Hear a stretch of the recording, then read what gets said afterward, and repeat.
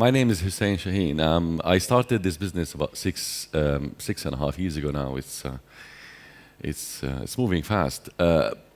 Previous to that, I knew nothing about games, absolutely nothing. I come from a very high-tech background for building infrastructures, internet banking back in the 90s. We were the first adopter in a tech company in Belgium. It was one of our major success. I moved along to back to London in 2000, built mobile apps for transactions, then games, which, preliminary, I stood away from it. I continued my journey into building trading platform for banks, auction systems, anything that had high throughput technology. I did very well, and 2008, I was like getting a little bit bored in what I was doing, and I thought, what would be that big idea that I want to get myself into? All my friends, my previous friends, we did a lot of startups. They built Playfish, they built all sorts of startups, and the gaming business was really quite intriguing, to every one of us. And I decided, I want to go and fix one problem. The future of games, I want to really be the guy who would deliver an experience that everybody enjoys at home, like a Nintendo Wii. So for me, if I wanted to describe what I was doing back at the time,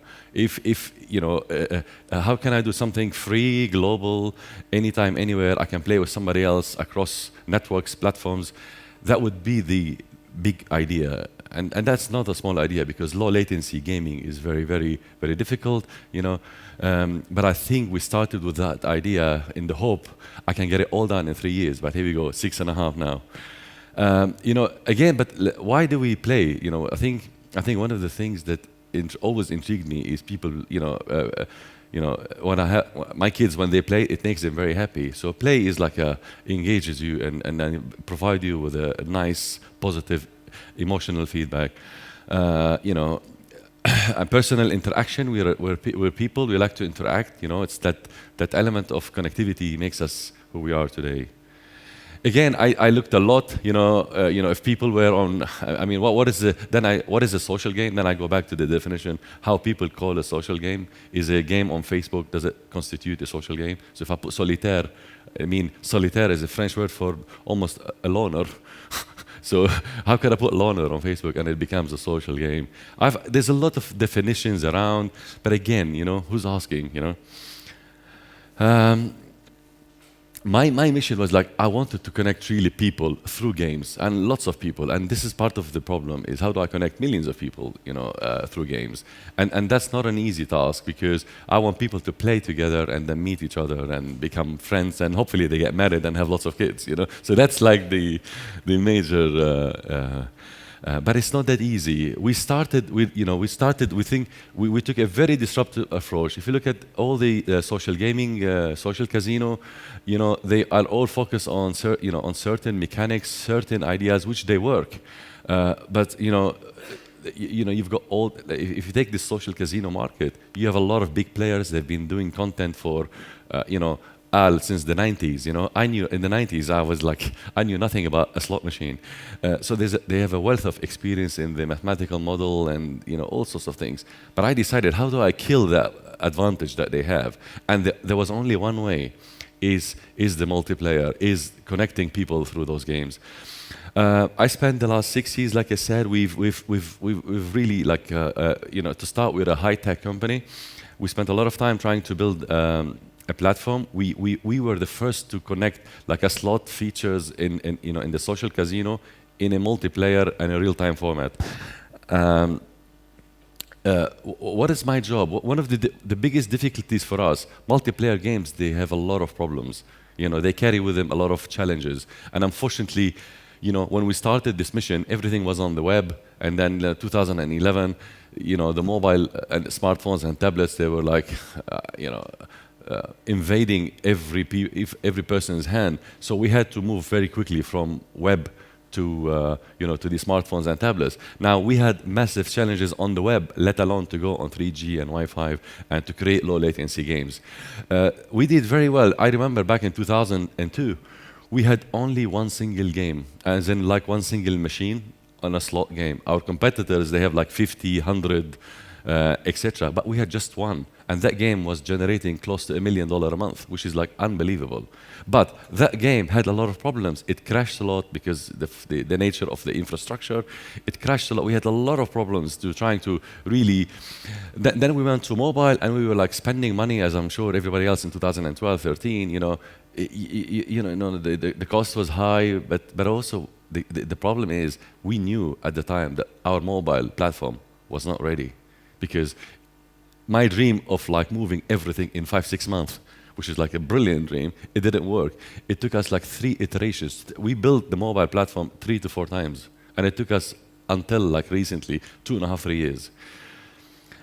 We spent a lot of money. I mean, I spent 15 million pounds. That's like $25 million in R&D, and then we continue to be an R&D company. We spent on our app 4.4 million pounds, and we generated about 15 million pounds. So the ROI is not bad. I mean, for the last 2 years, we haven't done any single advertising.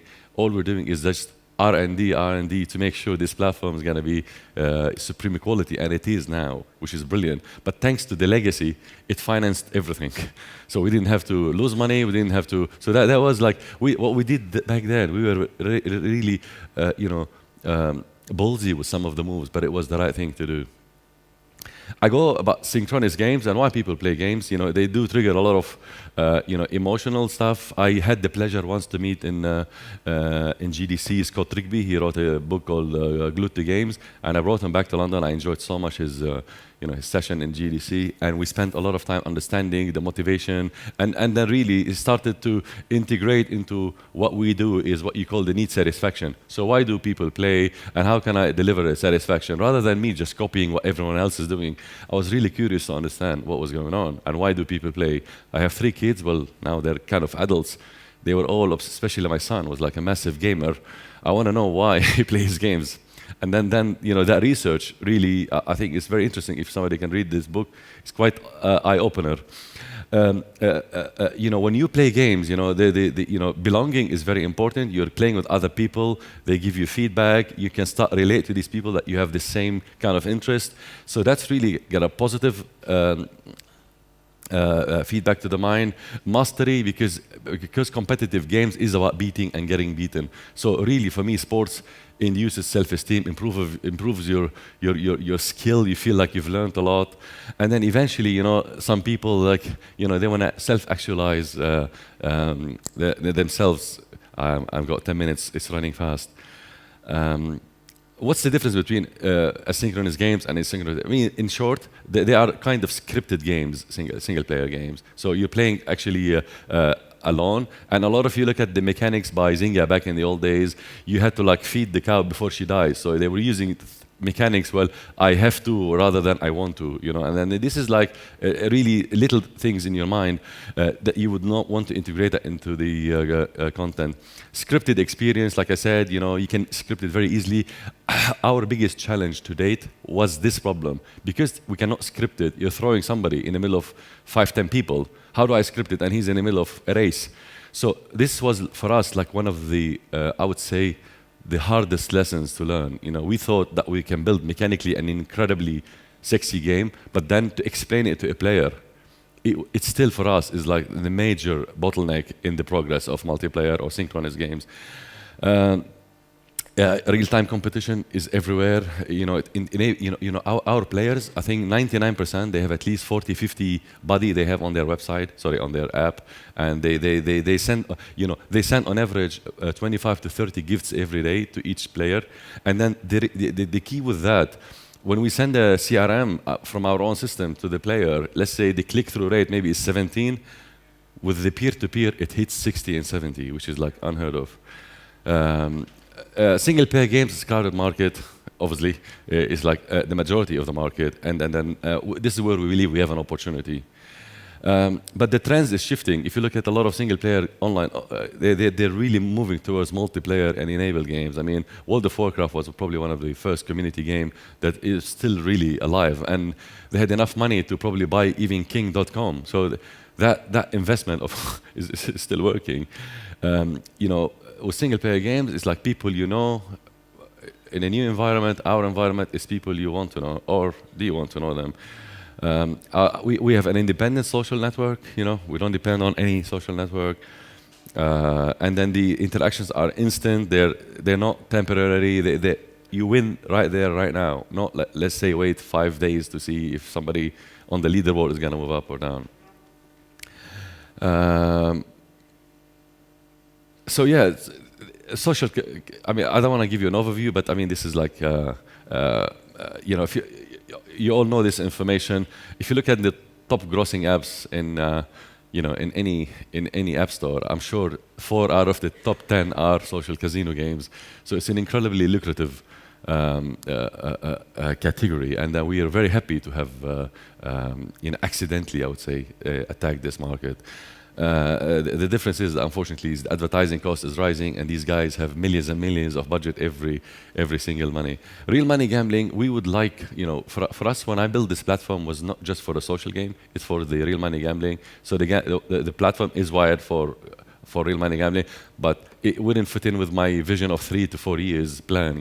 It will take a lot longer than this to build a new proposal and to compete in the gambling industry. What's the biggest problem for us? If I go back in the last 5-6 years, building games building multiplayer games was a difficult task. There was a lot of friction. You need to eliminate a lot of things to get a low latency, synchronous format. You have to. Even right now we're like dismantling pieces of the engine and replacing them with new ones. Eventually we had to go and build our own gridding technology, which is like really used in military, so that we can support low latency under our control. We had to build everything. Back in the days, I wanted a cross-platform CRM in 2001. There wasn't one in the market. We had to build one. So all these problems, you're removing friction. I want to get there, but every time you move forward, there's another thing you have to do. Even a few months ago, my CTO said, "Oh my God, maybe we should use Pars from Facebook to do all our push messages." And then Pars is closing. So again, autonomy.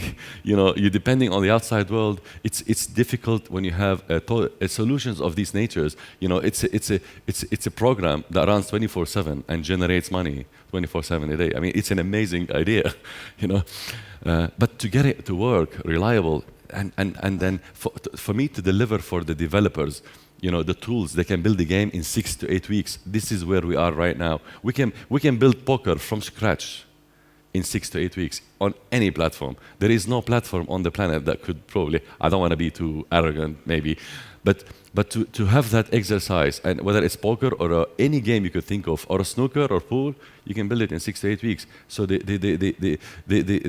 tools we have been building for the game developer to remove all this friction from his content development is tricky, and that's gonna go for the next few years for us. I'm sure you see that. We have our own tool. We can send messages to everybody. Email to push. You can segment in real time. You can, which is brilliant. So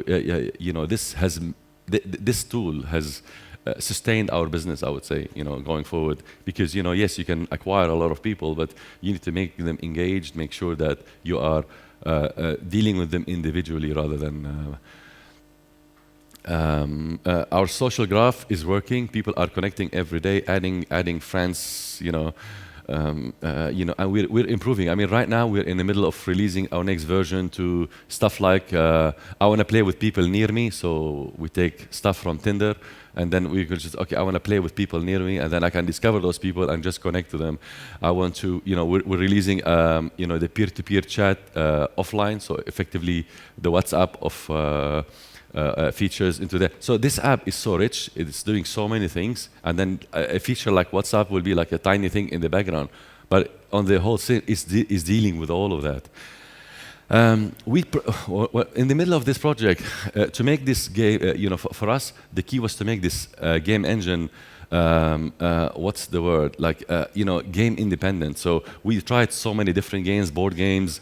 We created like a battlefield game using bingo. I mean, I remember the CEO of Gala Bingo. His eyes like, oh my God, this is like 50 years ahead of bingo. But it was 50 years ahead of bingo. The problem with those games, they were fantastic prototypes, but but to give this to a player just like that raw, it's like you're asking him, to become a doctor in one day. So so when we deliver those games, we needed to provide them with a lot of learning. We thought we just smack them a game in their face and they'll play it.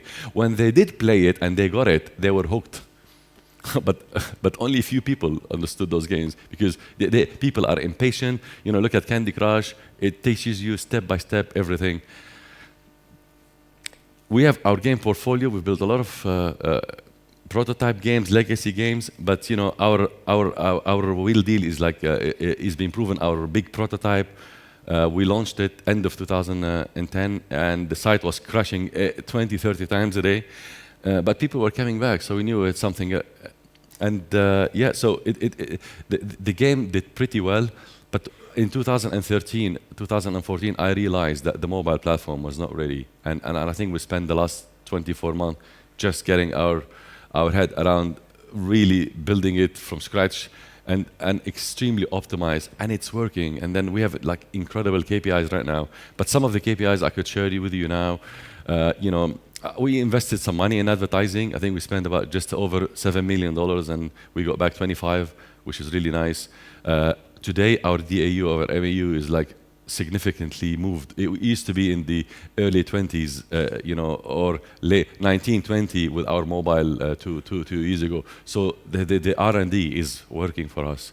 I did a lot of maths to the lifetime value of our players.